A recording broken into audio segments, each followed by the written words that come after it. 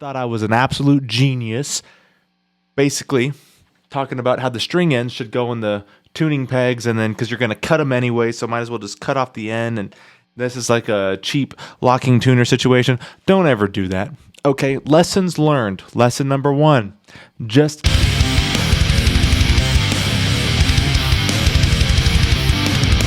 what's going on, everyone? Welcome back to the channel. Today is going to be a very fun day. I'm going to be changing the strings on my 5150 standard, and these guys are long overdue. I normally change guitar strings whenever they start to struggle staying in tune, and I've had this guitar now for about a year. I don't really know exactly how long, but since I made this last video, I have not changed the strings on this specific guitar, and the last video on this guitar, unboxing it to be exact. I've been dealing with the string outage tunage stuff going on for a few reasons, but the main reason is that I'm just absolutely terrified of the locking nut and the Floyd Rose bridge. I've seen YouTube videos on it. I've heard it's a complete nightmare. This will be my first time doing it ever.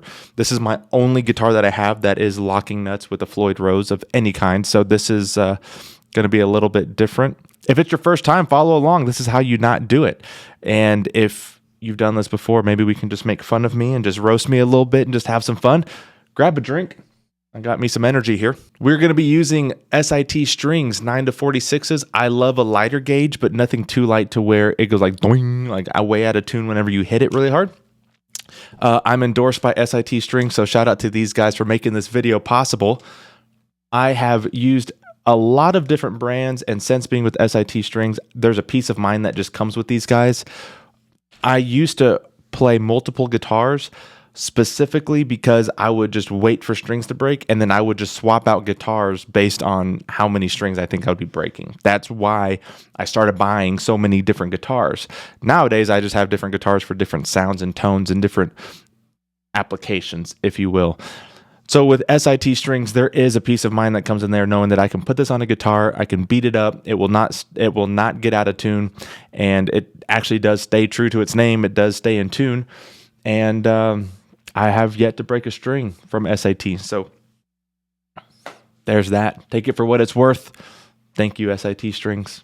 You guys rock. All right, so the very first thing that we're going to do, we got the guitar right here. This is the beautiful guitar, by the way. This is, oh my goodness, isn't she just absolutely beautiful? Look at this thing. Oh my Lord.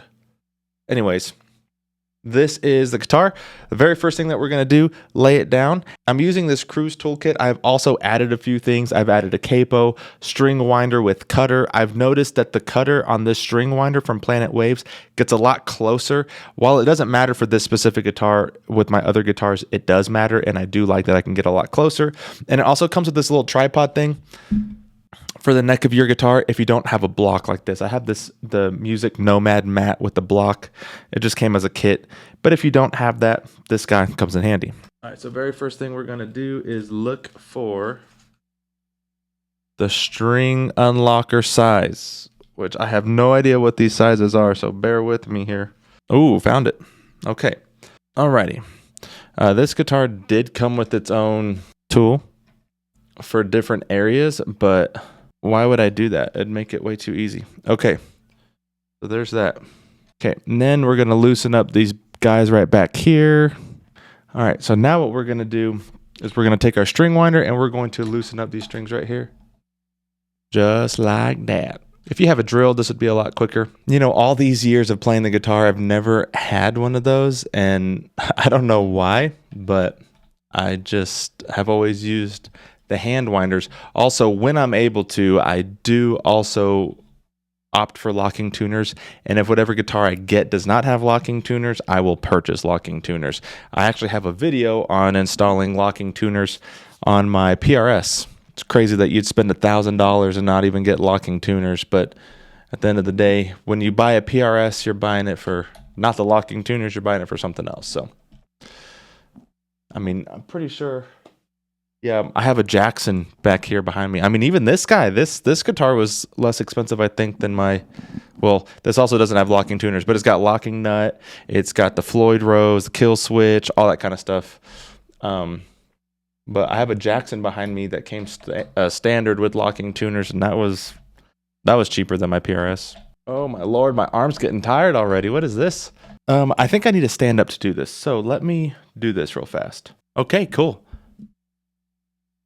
This seems to be a lot easier for me. Okay, so once those are all unlocked in the back there, you just pull these guys up and boom, just like that. Voila. You've got all your strings completely out of here. Okay, so now moving on to this side over here. I don't even know if I'm doing this right, but I'm taking these out of like these little slots here. I'm assuming as the strings get thinner, it'll be a lot easier, but there we go. Okay, then I'm gonna take it out of this little, this little string tree. Just ripping these guys through the string tree there. There we go. So now we're all in the headstock. Now, what I'm gonna do differently than what this came set up as is I've seen it on YouTube before where they put the ball end in on here first, so it almost acts like a its own locking tuner in a way. Okay, now the way I'm gonna do this is gonna be different than how this came set up. I've seen this on YouTube before, so I'm gonna take my ball ends, these guys right here. So I'm gonna take these ball ends and I'm gonna have them up on the headstock. And what that allows, so I hear, is that it basically acts like its own locking tuner because you have to cut the string regardless when you get down towards the Floyd Rose. So why would you cut this when it just sits there anyways, right? Again, so I hear. Just like with any locking tuner, even though this is not locking tuner, you want it to face the nut. You basically want the string to be a straight line from the tuning peg to the nut. I know that for a fact. So I'm going to go down here, boom, just like that, bam. Okay, and now what we do, I'm assuming, I don't know how much to cut. I'm assuming I don't want to cut too much, right? So let's just cut here. I don't know if there's like a specific amount. I don't know. Last thing I want is have like little string clippings everywhere. Well. This is tough, huh? Because, there's a string clipping there. Okay. There's one string. Okay, now we go fourth string. I'm getting the hang of this, I think. This is very frustrating. This is very frustrating. Did I think I cut too much, guys? I think I cut too much, guys. How do you know how much you're supposed to cut? Oh no, we're good. Okay, we're good. That was very annoying, but we're good. Okay, fifth string. Okay, now let's not cut too much this time. That's a little bit too much, though. See what I mean? But, I mean, we'll see if that even makes a difference. I mean, you can even see right here how much higher and more slack there is than all the other strings. I don't know. All right, third string. Okay, so we're all strung up now. Now what we're going to do is gently put... Now what we're going to do is gently put these guys back into the locking... There it is. We're going to put those guys back into the locking nut here, but we're not tightening them down all the way. Because what I'm going to do is I'm going to tune this guitar. I'm going to tune this guitar to the actual tuning first. All right, let's see. Let's tune this guy. Okay, and now this guy. A. And this one's D as well. All right, and then we'll get this guy to go straight to G. While I'm here, I might do some action too. I'm just tuning this to standard, by the way. Okay. Cool. We're roughly in tune. We just need to stretch the strings out now. Then what I'm going to end up doing is I think I'm going to change. Oh, yeah. Let's do the action a little bit. How do you do the action on a dang Floyd?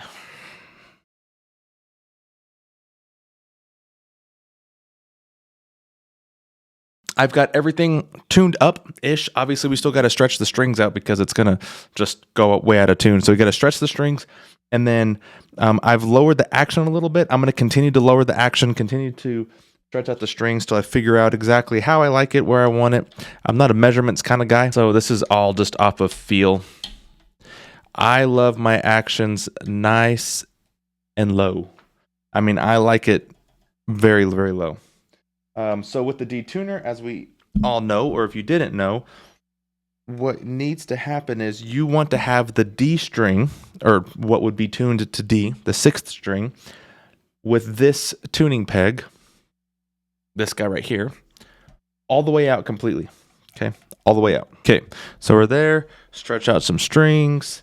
And the way I stretch these strings out is I just do a crazy bend all the way up and down the fretboard on all strings. Just nothing fancy. All right, I think I got it all tuned up. That was a nightmare. There's some things I would change or I would do differently, but okay. We're done. I would like it a little bit lower, but I guess with the Floyd Rose, you can't be too picky these days. But I got it all tuned up. It's just an absolute nightmare. If you want to know more in detail on how to actually do this Floyd Rose thing, let me know. I'll make a dedicated video for this because I just learned so much.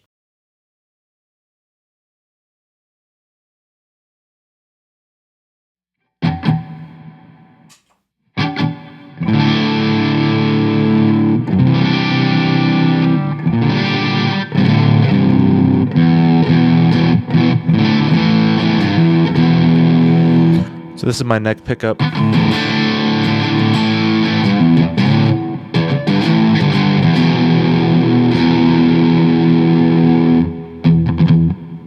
And then this is my dirty channel.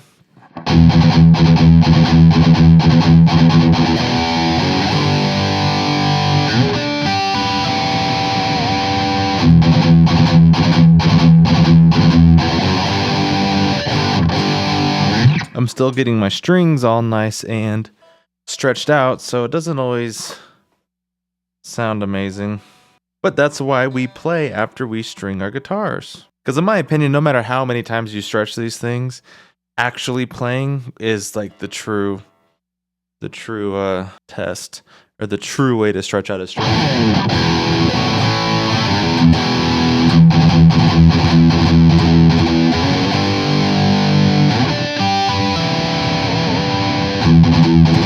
All right, if you're wondering what my signal chain is, I am going through my PV 6505 Plus.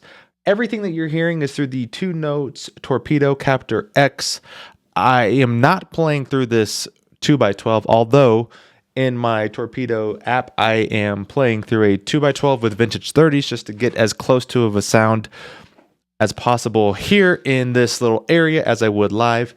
And then all of the effects and things are through my Line 6 Helix LT through the effects loop.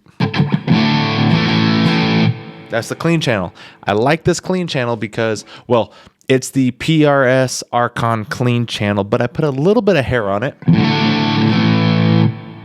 because it's very dynamic. So that's me kind of digging in, as you can hear. And then if I lighten up my picking hand just a little bit, still a little bit of hair, but what I really like about it is that it's really versatile because these are some high output pickups. So with a guitar that has a coil tap or even single coil type of situation, it's crystal clear. And then also if you roll back the volume just a hair, even on this guitar, it cleans up just a little bit. But the reason why I like hair on it is because I also have an overdrive going to the front of the amp, and it sounds like this. Just a good little crunch sound, you know, like... How does that song go?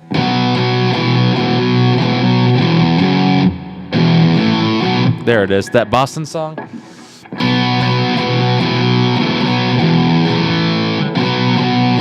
Anyways, just a great crunch sound, great rock and roll.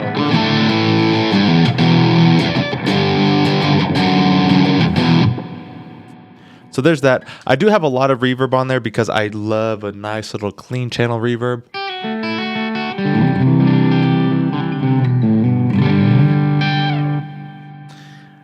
There's that. Now, the crunch channel that you are currently hearing, the little hissing noise, is coming out of the 6505 Plus. This is the actual sound. The reason why there's hiss going on is because In a high gain amp, you're not going to get away from that. There's just going to be noise because that's just how it is.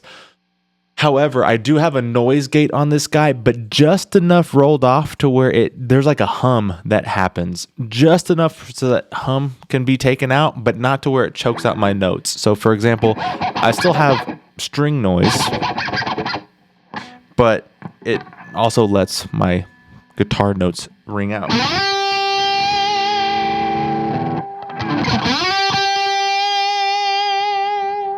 Then also with the overdrive that I have in front of the amp,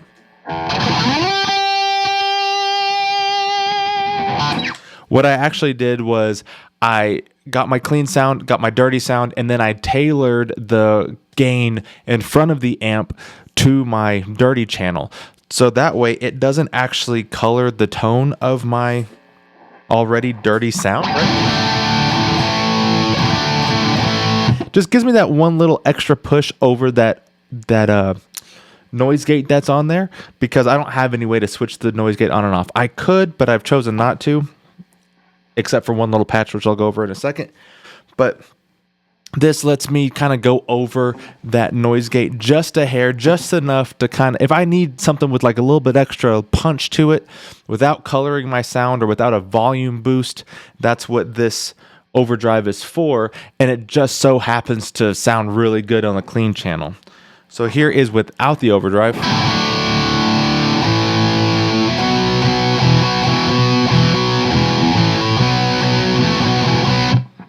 Here it is with the overdrive.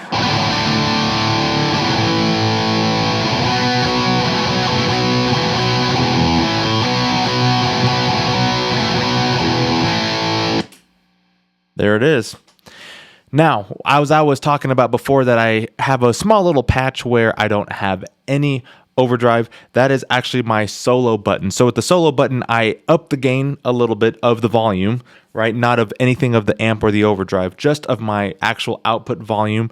I go up, I think 2 decibels it is. And when I turn that on, the gain turns up, my volume, my overall output volume goes up.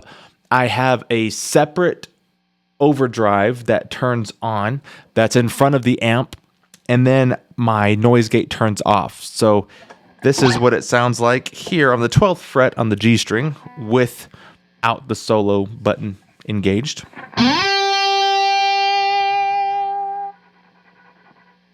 And then here it is without, like, this is the solo button. See what I mean? I mean, it's very similar. Let me see here. Oh, I was wrong. I was mistaken. There is no overdrive turned on for the solo button. It's just the gain. Oh. Well, would you look at that? There's actually there's no noise gate.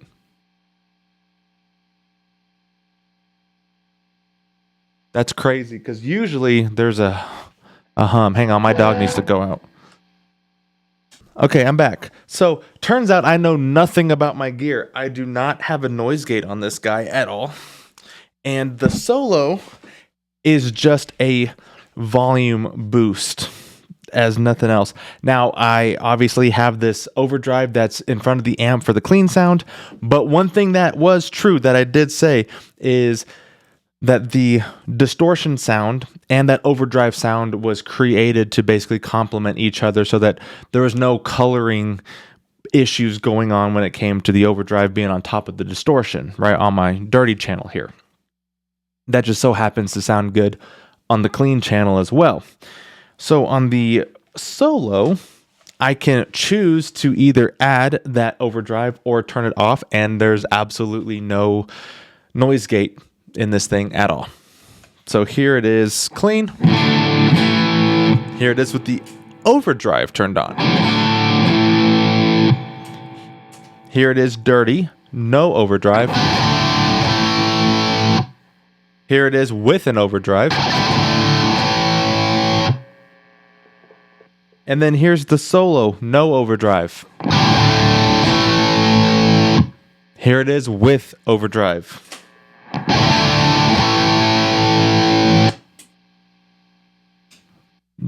There you have it. We were just another band out of Boston. I don't remember how to play that song. Let me see.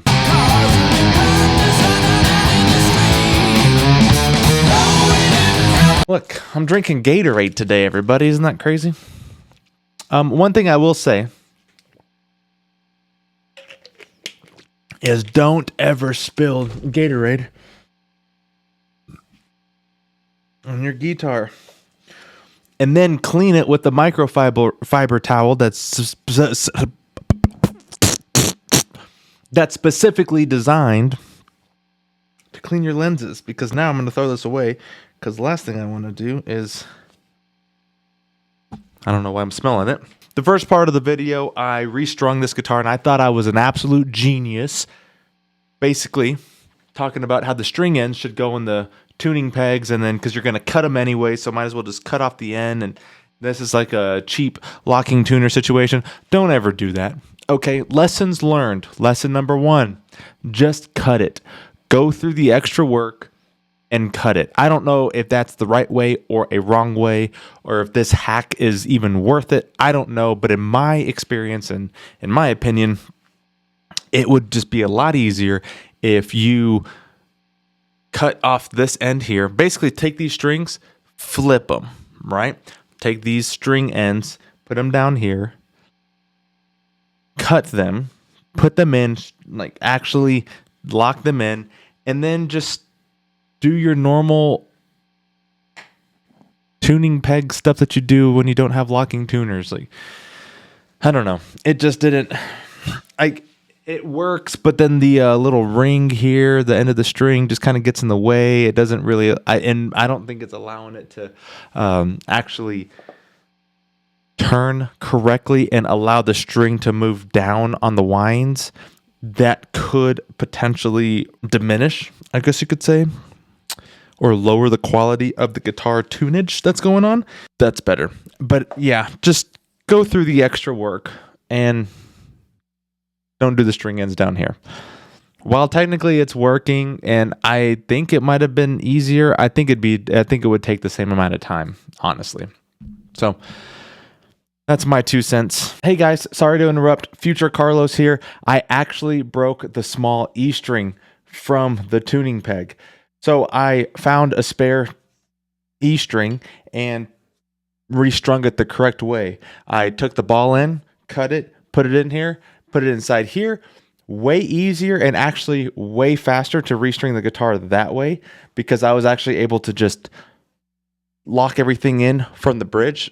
Talking like you can actually see it. I was able to lock everything in from the bridge and then just slide it up through the headstock, through the tuning pegs, all that kind of stuff through here.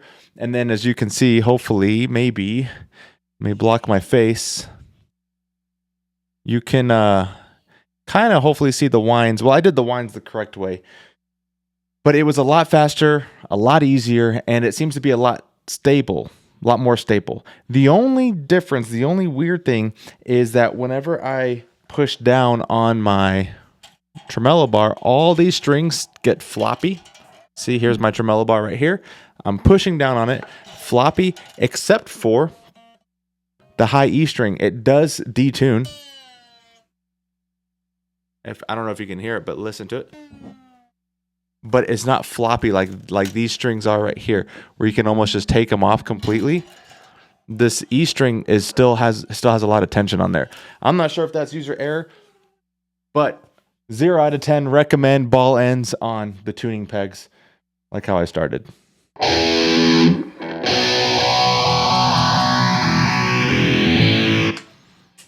Yeah. And then here's my flanger. Flanger. How do you say it down below? Is it flanger or flanger? Let me know. Dude, that thing is just girthy. And then this thing is a special one for a audio slave tune.